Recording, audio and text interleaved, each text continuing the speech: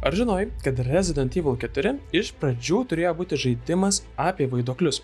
Ankstyvojo 2003 metų versijoje, dar vadinamoje Hookman, Leonas kovojo ne su parazitais Ispanijos kaime, o klaidžiojo po apsėstą pilį pilną antgamtinių priešų. Ten turėjo būti vaiduokliškas vyras su kabliu, gyvos šarvų skulptūros, lėlės ir keisti haliucinacijų efektai, kur kartais priešai tikri, o kartais tik Leono galvoje. Idėjos autorius net pats pavadino šią versiją Ghost Bio, tai yra vaiduoklių Resident Evil. Problema ta, kad tokį žaidimą buvo labai brangu ir sudėtinga padaryti tuo metu.